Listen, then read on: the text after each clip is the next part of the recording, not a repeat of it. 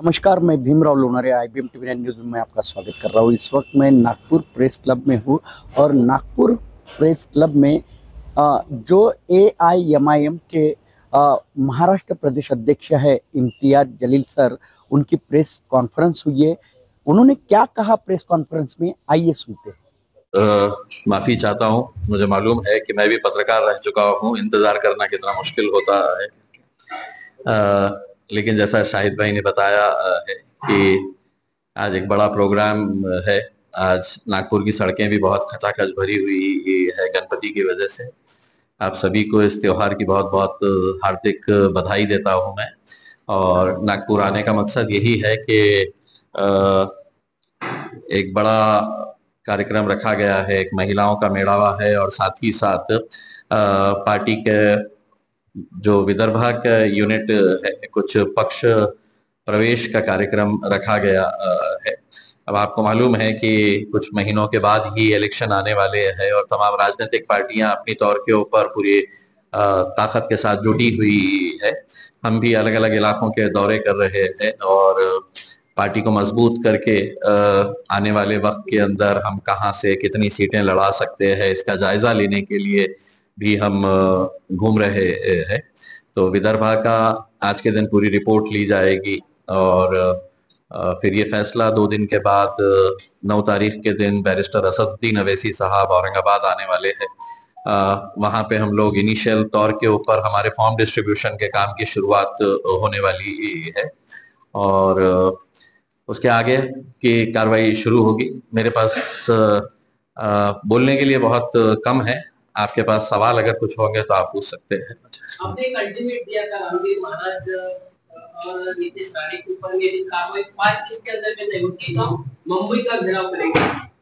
4 दिन हो गए, क्या है अभी? कल का 5वां दिन है।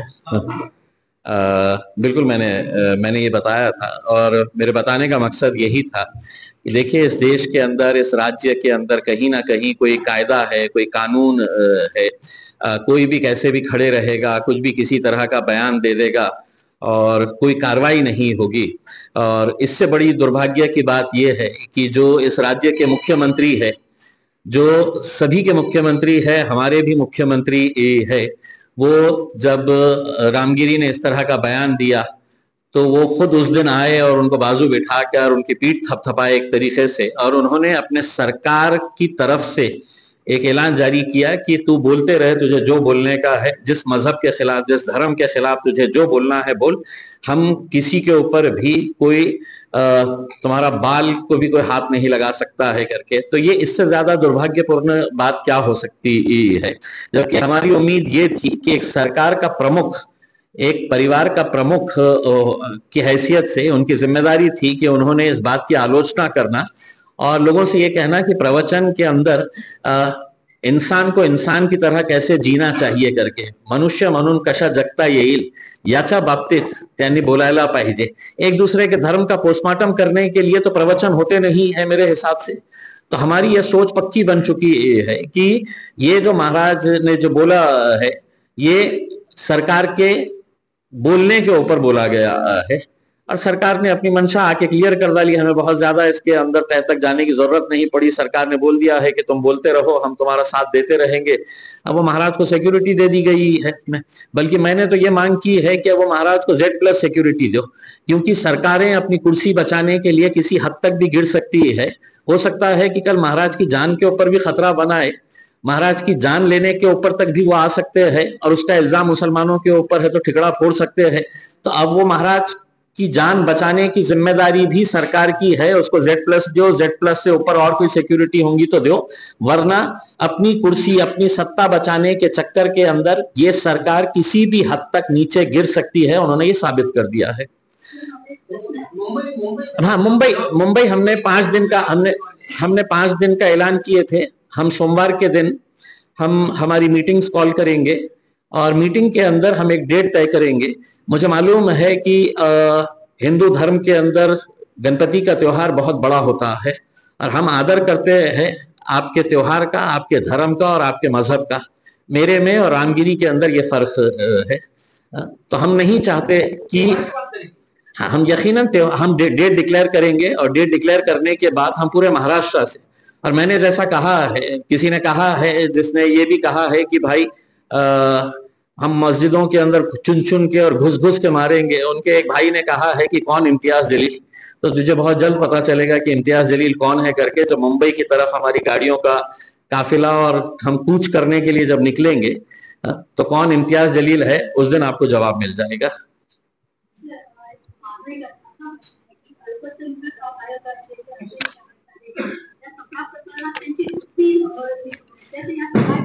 मी आज प्यारे खानलाही भेटलो, ते मायनॉरिटी कमिशनचे चेअरमॅन आहे। म्हणजे मायनॉरिटी मध्ये फक्त मुस्लिम येतं असं नाही आहे, जैन आहे, पारसीज आहे, सिख आहे, बुद्धिस्ट आहे। ते त्यांचे हित जपण्यासाठी ते पोस्ट क्रिएट करण्यात आली होती की मायनॉरिटीजचे जे काही इश्यूज आहे, स्वाभाविक आहे भारतीय जनता पार्टीने त्यांना नियुक्ती दिलेली आहे, ते त्यांच्या वतीने आलेले आहे। तर बोलताना काहीतरी शब्दांचा आपण कितपर्यंत बोलायचं आहे हे यांच्यावर निर्भर असतात। पण मी त्यांना भेटून हेच प्रश्न विचारला की आता मुस्लिम समाजावर इतकं अत्याचार होत आहे, ओपनली अशा धमक्या देण्यात येत आहे। ते राणेचा जे मुलगा आहे ते पोलिसांच्या पत्नींच्या बाबत ही कशा प्रकारचं भाष्य करतो आणि दर सभेमध्ये जाऊन असं वाटतं की त्याच्या समोर काहीही मुद्दा राहिलेला नाही आहे आणि जे स्वतःचं संरक्षण करू शकत नाही, स्वतः 6 गाड्या बाउन्सर्स आणि पोलीसवाले घेऊन फिरतात, तो म्हणतो की मला हिंदूंचं रक्षण करायचं आहे। कुणासोबत? तू तुझ्या स्वतःचं रक्षण करू शकत नाही, तू हिंदू समाजाचं काय रक्षण करणार आहे, काय संरक्षण देणार आहे? तर मी त्यांनाही प्रश्न विचारला की या देशामध्ये काहीतरी कायदा आहे ना। मी प्यारे खान साहेबांना विचारलं की हे जे महाराजांनी म्हटलं, रामगिरीने म्हटलं, तर निलेश राणेने म्हटलेलं आहे आणि असे अनेक हे जे प्रकरण महाराष्ट्रामध्ये आपल्याला मागच्या काही दिवसामध्ये बघायला मिळत आहे। बांगलादेशमध्ये काय झालेलं आहे त्याची निंदा मीही केली, आपणही केले असेल, सगळ्यांनी केलेली आहे। कोणीही त्याचं समर्थन करू शकत नाही, पण बांगलादेशमध्ये झालं तर आपण इथे हिंदू जन आक्रोश मोर्चा काढायचं आणि त्या हिंदू जन आक्रोश मोर्चामध्ये फक्त मुसलमानांना शिव्या द्यायचं, म्हणजे त्यांनी केलं पाप आणि आमच्यावर हे बोट दाखवून अशा प्रकारचे हे जे शिव्या देण्याचा कार्यक्रम सुरू आहे, आम्ही ही निंदा केलेली आहे। मग तुम्ही आमच्या प्रॉफेट मोहम्मदच्या बाबतीत बोलतो तर कोणीही त्याच्या बाबतीत बोलायला तयार नाही। आम्हीही जन आक्रोश मोर्चा काढू शकतो ना, तेच काढणार आम्ही। आमचाही जन आक्रोश मोर्चा खऱ्या अर्थाने एक मुद्दा घेऊन आम्ही मुंबई पर्यंत जाणार आहे आणि मुंबईला जाऊन आम्ही काय करणार आहे? लोकशाही मार्गाने आम्हाला हा अधिकार दिलेला आहे की आपण लोकशाही मार्गाने ते काही गोष्टीचा विरोध करायचा असेल ते आम्ही करणार आणि आम्ही मुख्यमंत्री, दोघं उपमुख्यमंत्रींना जाऊन एक संविधानाची प्रत आम्ही भेट करणार आहे आणि ते संविधान त्यांना देऊन आम्ही त्यांना सांगणार आहे की हे देश संविधानाप्रमाणे चालणार आहे। गुंडाराज नाही होऊ शकत। महाराष्ट्रासारखा एक प्रगतिशील राज्य ज्याला आपण म्हणतो की ज्याची एक परंपरा आहे, फुले, शाहू, आंबेडकर, छत्रपती शिवाजी महाराज, छत्रपती संभाजी महाराज यांचं नाव उल्लेख घेऊन आपण आपल्या भाषणाची सुरुवात करणारे हे लोक अशा प्रकारचे गुंडराज महाराष्ट्रामध्ये आणत असेल तर त्यांना एक संविधानाची प्रत आम्ही भेट देण्यासाठी मुंबईला जाणार आहे। आणि दुर्दैवाने महाराष्ट्राची जे पोलीस त्याची एक ख्याती होती, म्हणजे त्यांचं एक अभिमान होतं की देशात सगळी चांगली पोलीस कुठे आहे तर महाराष्ट्रामध्ये आहे आणि मुंबई पोलीसचा तर जगभरात एक नाव होतं। आणि अशा प्रकारे घटना होत असेल आणि पोलीस कोणाच्यावरही कारवाई करत नसेल तर मी काय केलेले आहे की जेव्हा एक IPS ऑफिसर पास होतो तर त्याला एक शपथ देण्यात येते। त्या शपथ काय असतं ते मी काढलेलं आहे। आता त्याला फ्रेम करून मी IPS ऑफिसर्सला देणार आहे की साहेब आपण विसरले असेल की आपण जे IPS ची वर्दी घातली होती जेव्हा, तर आपण एक शपथ घेतली होती की इम्पार्शियल आपण कशा प्रकारे आपला कर्तव्य बजावणार आहे, ते तुम्ही विसरलं असेल फक्त राजनैतिक दबावामुळे।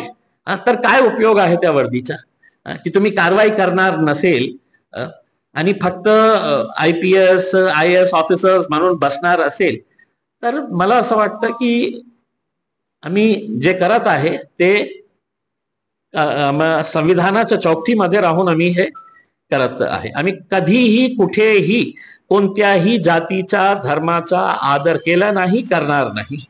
विदर्भ में स्पेशली नागपुर डिस्ट्रिक्ट में कितने सीट्स पे रिव्यू किए हैं और कितना एक्सपेक्ट कर सकते हैं, कहां पे फील करेंगे? देखिए, एक बात आप ये समझ लीजिएगा, हमने महाविकास आघाड़ी को हमने एक प्रस्ताव दिया है और बहुत संजीदगी के साथ दिया है हमने, क्योंकि हमें मालूम है कि इस राज्य के अंदर इस बार तो भारतीय जनता पार्टी, एकनाथ शिंदे और अजित पवार साहब की सरकार नहीं आना चाहिए, क्योंकि किसी के भी हित में नहीं है, न किसानों के हित में है.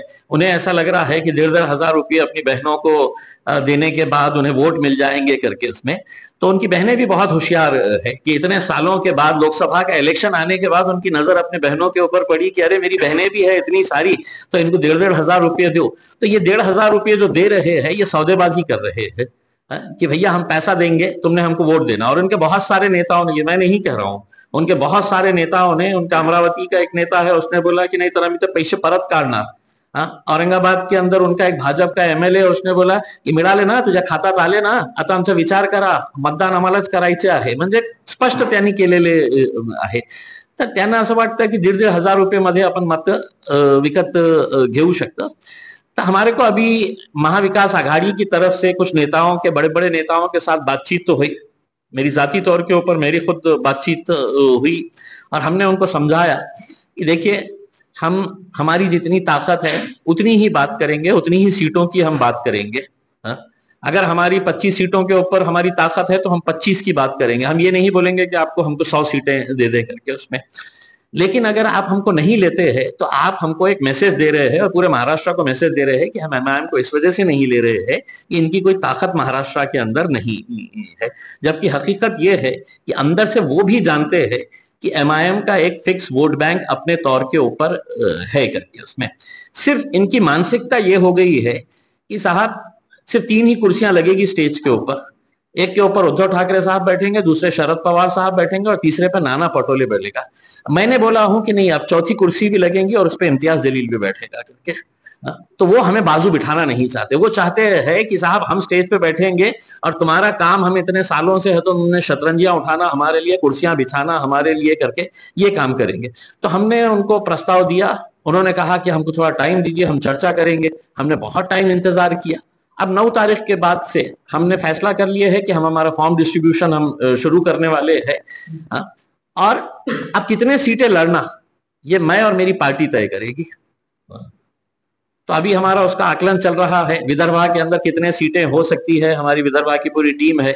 हमने इनसे पूरों से रिपोर्ट्स मांगे हैं, रिपोर्ट्स ले रहे हैं. और जहां जहां पर भी हमें अच्छे कैंडिडेट्स, मजबूत लोग मिलेंगे, हम यकीनन पूरी ताकत के साथ उतरेंगे. देखिए, मैंने उनसे ये कहा कि आप चर्चा के टेबल के ऊपर आइए तो सही. भाई, सबसे पहली प्राथमिकता तो वही रहेगी कि जहां पर हमने अच्छा परफॉर्मेंस किया है 2019 के विधानसभा के चुनाव के अंदर, जिसके अंदर हमारे जो सिटिंग सीट्स है, जैसा हमारा मालेगांव और धुलिया हमारे 2 एमएलए की सीट्स है. औरंगाबाद के अंदर हमने दोनों सीटों के ऊपर, एक मर्तबा मैं खुद वहां से एमएलए चुनकर आया हूं. अभी भी जो लोकसभा का इलेक्शन हुआ है जिसमें मैं हारा हुआ हूं, 2 कॉन्स्टिट्यूएंसीज के अंदर, औरंगाबाद के सिटी के दोनों भी कॉन्स्टिट्यूएंसीज की सीट के अंदर मुझे बहुत अच्छी लीड मिली है. मैं नंबर 1 के ऊपर हूं. और दूसरे जो इलाके है जहां पर हमने पहले भी बहुत अच्छा परफॉर्म किया है, बहुत अच्छे यूनिट्स है, तो हमने उनको कोई आंकड़ा नहीं दिया.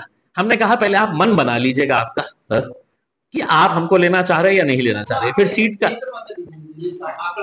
नहीं, आंकड़ा मैंने उनको ना बताया हूं. नहीं, हमने अभी खुद भी तय नहीं किए. हम एक मर्तबा, हमको अगर भारतीय जनता पार्टी को हराना है तो हम हर लेवल के ऊपर कॉम्प्रोमाइज करने के लिए तैयार है, हर लेवल के ऊपर.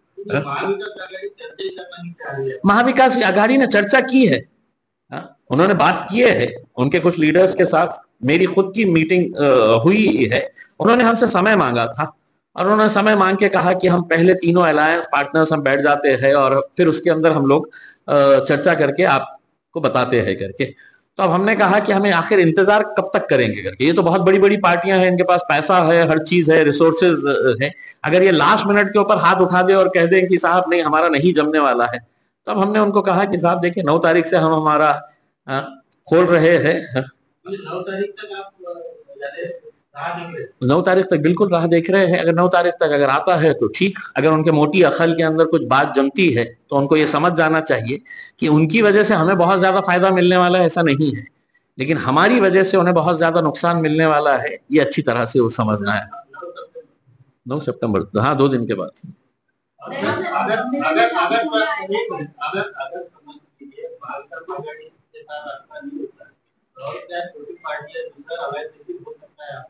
देखिए अभी तक तो उस बारे में विचार नहीं हो रहा है। कुछ पार्टियों के साथ बातचीत हुई थी, जैसा राजू शेट्टी साहब पर्सनली मेरे पास आए थे, कुछ और दूसरे भी पार्टीज है जिन्होंने बातचीत किए थे, लेकिन जब उन्होंने ये सुना कि हम एमवीए के साथ जाना चाह रहे हैं तो वो भी एक मर्तबा हमारे पिक्चर क्लियर हो गया कि हम किसी के साथ नहीं जाना चाह रहे हैं, तो हो सकता है कि फिर एक नया समीकरण तैयार हो सकता है।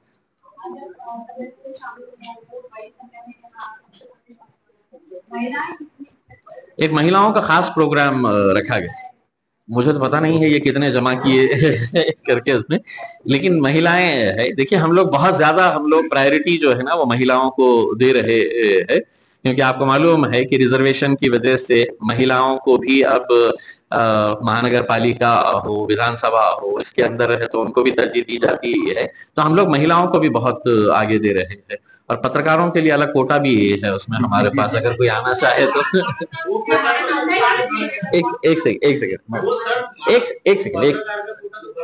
एक सेकंड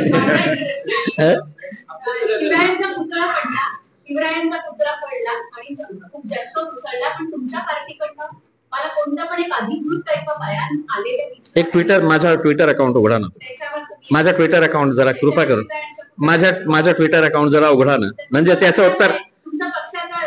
मी महाराष्ट्राचा मी प्रेसिडेंट आहे, माझा ट्विटर अकाउंट तुम्ही उघडून।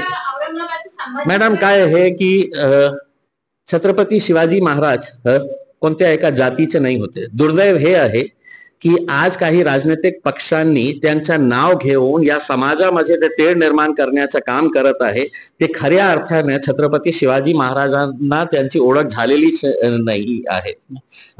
आम्ही त्यांचं नाव घेऊन कधीही राजनीती केलेली नाही आहे, आणि जे लोक त्यांचं नाव वापरून जाती जाती धर्मा धर्मा समाजामध्ये तेढ निर्माण करण्याचं काम करत आहे, ते एकदा छत्रपती शिवाजी महाराज कोण होते ते एकदा वाचून बघा। आणि दुसरा छत्रपती संभाजी महाराजांचं जे परिवारातले जे लोक आहेत, कोल्हापूरमध्ये जे घटना घडली होती, तर छत्रपती संभाजी महाराजांची पुस्तक ते छत्रपतीने मला दिल्लीमध्ये दिली होती, ती पुस्तक मला, की छत्रपती संभाजी महाराज कसे सर्व जाती धर्माच्या लोकांना सोबत घेऊन काम करणारे होते। बहुतेक ते विसरले होते, म्हणून ते पुस्तक मी त्यांना परत पाठवली आहे की बाबा मी तर वाचलं, आपण विसरलं असेल।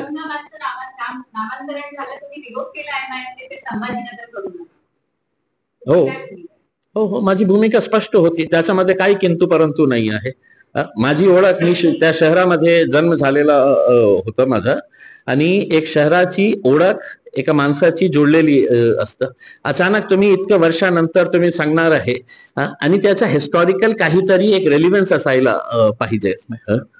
मग मी एक प्रस्ताव दिलं होतं की पुण्याचं नाव तुम्हाला बदलण्याची हिंमत आहे का, करा ना त्याचं नाव फुले, सावित्रीबाई फुलेचं तर खूप मोठं काम आहे ना पुण्यामध्ये, तर पुण्याच्या ऐवजी फुले नाव ठेवा। तुम्ही कोल्हापूरचं नाव बदला, नागपूरमध्ये डॉक्टर बाबासाहेब आंबेडकरांची दीक्षाभूमी आहे, ते नाव बदला ना डॉक्टर बाबासाहेब आंबेडकरांचं। मुंबईचं नाव आपण बदला ना, खऱ्या अर्थानं तुम्हाला हे आहे तर मुंबईचं नाव तुम्ही छत्रपती शिवाजी महाराज, एक एमआयएमचा माजी खासदार आणि एमआयएमचा सदस्य म्हणतो की मुंबईचं नाव तुम्ही छत्रपती शिवाजी महाराजांच्या नावाने ठेवा। तुम्हाला फक्त माझ्या शहरामध्ये येऊन घाणेरडी राजनीती करायची होती। अनेक वर्षापूर्वी बाळासाहेब ठाकरे आले होते, काहीतरी त्यांना एक तेढ निर्माण करायचा होता, काहीतरी मुद्दा घ्यायचा होता, म्हणून त्यांनी हे काहीतरी हिस्टॉरिकल त्याच्यामध्ये रेलिव्हन्स असायला पाहिजे। पण काय आहे की ज्यांच्याकडे काही मुद्दे नसतं, ज्यांच्याकडे काही मुद्दे नसतं ना, तर आता तुम्ही बघितलं असेल की छत्रपती शिवाजी महाराजांचा पुतळा जेव्हा पडला तर सगळं मीडियामध्ये, सोशल मीडियामध्ये हेच चाललं होतं। मग त्यांनी एक पिल्लू पाठवलं अहमदनगरला, आणि पिल्लूला सांगितलं की बाबा तू अशा प्रकारचं एक वक्तव्य कर की ज्याच्यामध्ये की आम्ही मशिदीमध्ये घुसून ते गेलं. छत्रपती शिवाजी महाराजांचा पुतळा सेकंड नंबरवर आला आणि पहिल्या नंबरवर मुद्दा कोणता आला, की ते राणेचा जे पिल्लू आहे त्यांनी अशा प्रकारचे हे केलं. तर हे सगळं नाही का सिस्टमॅटिक हे सगळं 36 कोटीचं होतं ते आणि फक्त 26 लाख मिळाले आपटेला. त्याच्याविषयी काय म्हणणं आहे की ते 26 लाख. माझं उत्तर तुम्हीच दिलं ना मॅडम, माझं उत्तर तुम्हीच दिलं ना. तुम्ही प्रश्न नाही विचारले. तुम्ही दुर्दैवाची गोष्ट नवतालावर का त्यांनी ढकलला, कारण नेहमी असं काम करू शकते असं मला वाटतं. मॅडम ते काय आहे की राजनीतीमध्ये की कोणत्याही पातळीवर हे सरकार जाऊ शकतं. छत्रपती शिवाजी महाराजांच्या पुतळ्याच्या नावाखाली आपण काही हजार कोटी रुपये आपल्या खिशात जात असेल तर त्यांनी केले तर आपल्याला आश्चर्य वाटत असेल. मला काही आश्चर्य वाटत नाही, कारण त्यांनी अनेक असे उद्योगधंदे केलेले आहेत. त्यांना काहीही छत्रपती शिवाजी महाराजांची देणं घेणं नाही आहे. आपल्या खिशात पैसे, हे पैसे येतं कुठे? इम्तियाज अलीला पराभव करण्यासाठी कसे कसे मंत्री आले होते, किती किती बॅग घेऊन आले होते पैसे वाटण्यासाठी. हे पैसे येत कुठे? तर हे इथूनच येत आहे ना की छत्रपती शिवाजी महाराजांचा पुतळा किती लाख दिले बिचारे ते ठेकेदाराला, आणि बाकीचे पैशाचं काय? सर जिसने एक सेकंड जिसने नहीं पूछा है मैं फिर डबल से आता हूँ. आपने कहा कि कुछ साल पहले बाला साहब आंबेडकर छत्रपति संभाजीनगर में आए, उन्हें समाज में पेड़ निर्माण किया, तो आपने भी स्टेटमेंट दिया. तो अभी आपको जरूरत पड़ी कि उनके स्कूटर के बाद में पूछे जाकर बैठने की आपको जरूरत क्यों पड़ रही है? आपने जो कहा कि पोर्ट्रेट क्यों हो रहा है, क्योंकि समाज का देखिए आप ये, और दूसरा ये है कि आप मराठी में भी पूछ सकते हैं. म्हणजे असं नाही आहे की शिवसेनेचा जन्म कशामुळे झाला होता, त्याचा उद्देश काय होता की शिवसेना जेव्हा प्रस्थापित झाली होती, एक तर हे होतं की पहिले इनिशियली आपल्याला साऊथ इंडियन्सला टार्गेट करायचं होतं.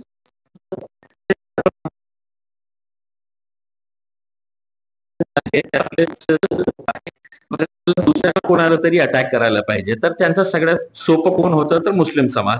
तर शिवसेनेचा जन्म मुस्लिम समाजाला टार्गेट करण्यासाठी, आणि दुसरा आम्हाला काँग्रेस चालत नाही. बाळासाहेब ठाकरे यांनी अनेकदा हे म्हटलं होतं की काँग्रेस म्हणजे देशासाठी कसं हे घातक आहे, हे आहे. त्याच्यामुळे त्याचा जन्म झाला. आता बाळासाहेब राहिलेलं नाही, त्यांचा मुलगा कोणासोबत सरकार स्थापित केली? एक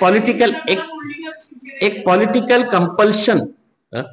भाई दोघं शत्रू आहे, तर त्याच्यामध्ये कोण मोठा शत्रू आहे? शिवसेनानी हे त्यांना जेव्हा कळलं की नाही बाबा आपण भारतीय जनता पार्टी सोबत जाऊ शकत नाही, तर त्यांनी एक पॉलिटिकल कंपल्शन म्हणून काँग्रेसनी एनसीपी सोबत गेले. आता आमच्या समोर ही प्रश्न आहे की आम्ही कशा शिवसेना सोबत जाऊ शकतो, की जे लोकांनी ओपनली म्हटलं होतं की आम्ही बाबरी मस्जिदला शहीद करणारे आम्ही आहे आणि याचा अभिमान आहे आम्हाला, आम्ही त्यांच्या सोबत कशा जाऊ? पण आमच्या पुढे एक प्रश्न पुन्हा हे होतो की आज त्यांच्या सोबत नाही गेले तर भारतीय जनता पार्टीकडे अनेक असे मशिदी आहे की जे यांच्या टार्गेट लिस्टवर आलेले आहे. ते वाचवण्यासाठी आम्हाला कुठेतरी कॉम्प्रोमाइज करण्याची आवश्यकता आहे. म्हणजे असं नाही आहे की आम्ही आयडिओलॉजिकली त्यांच्या सोबत जाणार आहे. एक आयडिओलॉजिकल एक हे असतं आणि एक पॉलिटिकल कंपल्शन असतं. तर आमचा पॉलिटिकल कंपल्शन आहे आणि महाराष्ट्रासाठी हे एक हिताचा निर्णय होणार आहे, म्हणून आम्ही हे डिसिजन घेतलेलं आहे. आम्ही त्यांची राजनीती आम्हाला त्यांचे आयडिओलॉजी जे आहे ते आम्हाला पटत नाही आणि त्यांना आमची ही आयडिओलॉजी पटत नाही, हे खरी गोष्ट आहे. पण पॉलिटिकल कंपल्शन्समुळे आम्ही हे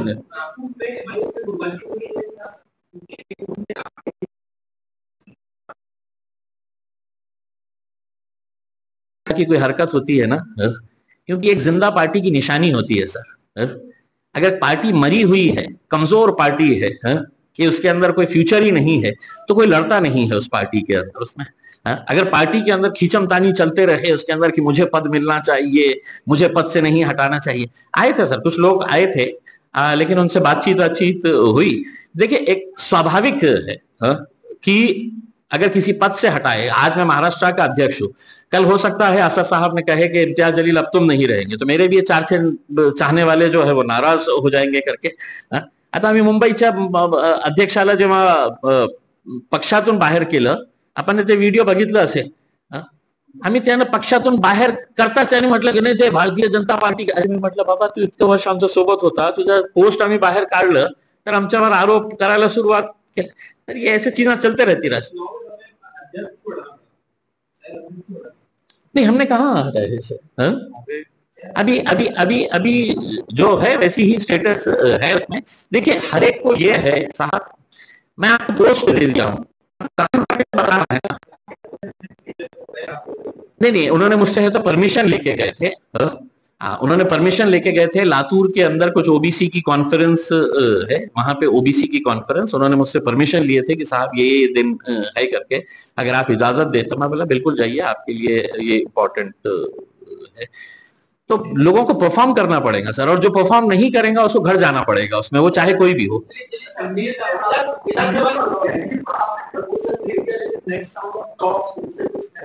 मेरी तरफ से जितना भी बोलना था मैंने बोल दिया हूँ, आपकी तरफ से भी मैं उनको पैगाम दे दे रहा हूँ करके उसमें। नहीं, उनकी तरफ से आया नहीं है। उनके उसमें दिक्कत ये है कि उनके नीचे के सभी लोग हैं तो इस बात से सहमत है। शिवसेना के बहुत सारे नेताओं ने मुझे पर्सनली है तो ये कहा है की साहेब तुम्ही थोडासा प्रेस करा, तुम्ही फोर्स करा आमच्या लीडरशिपला की आपला काहीतरी अलायन्स व्हायला पाहिजे। एक चीज ये है कि वो इस भरम में है एमवीए कि लोकसभा के अंदर पूरे हिंदुस्तान में मुसलमानों ने घंटों लाइनों में खड़े रहकर है तो इंडिया अलायंस को वोट किया। उसमें हमारे मौलाना लोगों ने भी एक बड़ा किरदार अदा किया, उन्होंने कहा कि नहीं अपने को इनको वोट देना है करके वो लोगों ने है तो ऐलान किए, और उसका सभी लोगों ने ये किया है। लेकिन पिछले 2-3 महीनों के अंदर जब ये परिवर्तन आया तो उम्मीद की जा रही है थी कि ये सब हमारे लिए खड़े रहेंगे, कहीं ना कहीं आवाज बनेंगे।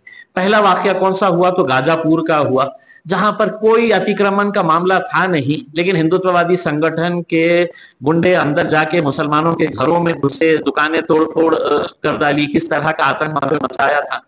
कोई कुछ नहीं कहा, खामोश बैठे रहे। फिर लोकसभा के अंदर जब वक्त का अमेंडमेंट का बिल आया गया है तो 12 एमपी शिवसेना के, जिसको मुसलमानों ने वोट देकर है तो चुनकर वहां पर भेजा, तो वो धीरे से है तो खिसक लिए बाहर कि हमने अगर यहाँ पे अपोज किया तो हमारे हिंदू भाई हमसे पूछेंगे कि तुम्ही काय मुसलमान झालेले आहे का करके। ये विचारों की व्यथा थी तो बेचारे बाहर निकल गए। फिर मुंबई के अंदर जब ये विधान परिषद का इलेक्शन आया उसमें कम से कम एक मुस्लिम था, वजाहत कांग्रेस पार्टी का था, तो आप वहां से भी है तो उनको बाहर कर डाले। आज महाराष्ट्र के अंदर है तो मुस्लिम मुक्त विधान परिषद आपने कर डाले हैं। यानी कि आपको सिर्फ वोट चाहिए। भाई छत्रपति शिवाजी महाराज का पुतला गिरा, हमने भी उसकी निंदा की, हमने भी इंक्वायरी की मांग की कि साहब ये पैसा गया कहां करके उसने। तो पूरे के पूरे महाविकास आघाड़ी के नेता जो है वो सड़क के ऊपर आ गए कि हम आंदोलन करेंगे करके। साहब मेरा जो आदर्श है, मैं जिसको पूछता हूं, जो मेरे लिए इबादत, मेरे लिए है तो जान से भी प्यारा है, मेरे प्रॉफिट मोहम्मद के खिलाफ कोई इस तरह की बयानबाजी करता है तो ये महाविकास आघाड़ी के मुस्लिम लीडर्स क्या सो रहे थे कि वो आंदोलन नहीं करेंगे? वो इसलिए नहीं करेंगे कि बेचारों की वैसी हालत है जो शिवसेना की उस वक्त लोकसभा से बाहर खिसक रहे थे कि बोले हमने अगर है तो इसके खिलाफ आवाज उठाए तो हमको जो थोड़े बहुत हिंदू वोट मिलते हैं वो नहीं मिलेंगे करके। तो ये सब चक्कर के अंदर आप देखिएगा कि ऐसे ऐसे मुद्दे आप क्या इमेजिन कर सकते हैं महाराष्ट्र के अंदर कोई दूसरा एक लीडर आके खड़े रह के है तो बयान देता है कि तुम्ही याच्या बाबतीत बोललो तो हम मस्जिद में घुस घुस के मारेंगे करके। अरे काय आम्ही काय पपट है, हम रबर के बने हुए हैं क्या है, क्या मतलब और तुम कौन है पहले ये बताओ मेरे को। तुम्हारी औकात, तुम्हारी हैसियत क्या है तुम ये बताओ। उसके अंदर तुम्हारी गुंडागर्दी जो इतने एरिया के अंदर चलती होंगी तो चलाइए तुम्हारी गुंडागर्दी। और तुम्हारे को छोड़ा किसने है हमको भी मालूम है।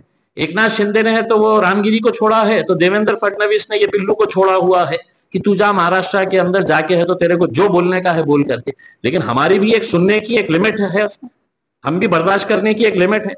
ये देश के हम भी है, महाराष्ट्र के अंदर हम भी, हमारा भी एक ये है कि हम एक अभिमान के साथ कहते हैं कि हम महाराष्ट्र में जन्मे हैं करके। लेकिन क्या हम ये लुच्चे लफंगों की हम बातें सुनने के लिए हमने ये किए? सुप्रीम कोर्ट ने बुलडोजर एक्शन के ऊपर, बुलडोजर जस्टिस, इसके ऊपर वो स्ट्रिक्ट व्यू दिया है। आपको क्या लगता है अभी जो ये बुलडोजर एक्शन है बंद होगा? तो देखिए कुछ बंद नहीं होगा। बड़े दुर्भाग्य से ये कहना पड़ रहा है कि कहीं इससे पहले भी इस तरह के जजमेंट्स आ चुके हैं जहां पर क्रिटिसाइज किया गया था इस तरह के उसमें कि देश के अंदर कानून है, व्यवस्था, एक सिस्टम है, जुडिशरी है। उसके बाद कोई कार्रवाई हो। ये तो ऐसा हो जा रहा है कि जबलपुर के छतरपुर के अंदर जो घर को गिराया गया है साहब 10-12 करोड़ रुपए का। आप एक दिन कुछ आंदोलन हुआ, किसी ने किया, वहां पे कुछ पथराव हुआ, जो भी हुआ होगा उसमें, आप अचानक जाके है तो पूरा 10-12 करोड़ रुपए का घर है तो बुलडोजर से गिरा देते हैं, सामने 3-3 गाड़ियों को ऐसा क्रश कर देते हैं। तो ये क्या जंगल राज चल रहा है इस देश के अंदर? और सुप्रीम कोर्ट ने कहा है, लेकिन क्या ये लोग अदालत को मानने वाले हैं? ये लोगों ने तो ये कहा है कि अदालत बंद करवा लो, पुलिस स्टेशन बंद करवा लो, अब पूरा राज्य जो है वो हमारा है और हम हमारे हिसाब से कार्रवाई करेंगे। क्या घेतलेलं आहे का? मी ते हे प्रश्न आपण काँग्रेसच्या मोठ्या नेत्यांना विचारायला पाहिजे की साहेब ते काहीतरी म्हणजे जेव्हा MBA हे डिसिजन घेणार असेल की नाही आम्हाला MIM नको पाहिजे, तर त्यांचं म्हणण्याचं कारण हे काय आहे की बाबा MIM मध्ये काही ताकद राहिलेली नाही आहे, MIM मध्ये कोण आहे, मग ते आम्ही निवडणूक मध्ये त्यांना दाखवून युतीच्या संदर्भात झालं साहेब. त्यांनी अनेकदा हे स्पष्ट केलेले आहे की मी MIM सोबत जाणार नाही. अनेकदा पत्रकारांनी त्यांना प्रश्न विचारला तर मी उगीच कशाला त्यांना पुन्हा जाऊन हे करू. 100% 100%. कारण काय आहे की लोकांनाही असं वाटू लागलं की बाबा इतके मुद्दे झालेले आहे तर आमच्या बाबतीत कोणीही बोलायला तयार नाही आहे. गाजापूर मध्ये करणारे कोण लोक होते? आंदोलन सुरुवात कोणी केली होती? काँग्रेसच्या खासदाराचा मुलगा. 1 महिना 2 महिना पूर्वी मुसलमानांनी त्यांना मतदान असं 2-2 तास उभे राहून हे केले होते. त्याच्या बाबतीत काही नाही. रामगिरीच्या बाबतीत का बोलत नाही? भाई माझा धर्म आहे ना, मी काय हे बोललेलं आहे का की बाबा तुम्ही माझा धर्म स्वीकारा करते? तुम्ही तुमच्या धर्माचं पालन करा, मी माझ्या धर्माचं पालन करतो. मी तुमच्या धर्माची इज्जत करतो. तुम्हाला करायचं माझ्या नाही करायचं तुमच्या हातात आहे, पण काही वाईट तर बोलू नका ना. म्हणजे पोस्टमार्टम करण्यासाठी आपण प्रवचन करतो का? माझा एक सवाल आहे. तो ये थी हमारी आज की खास खबर. हमारे चैनल को लाइक कीजिए, सब्सक्राइब कीजिए, आइकॉन बेल बटन दबाना न भूलिए. धन्यवाद, नमस्कार.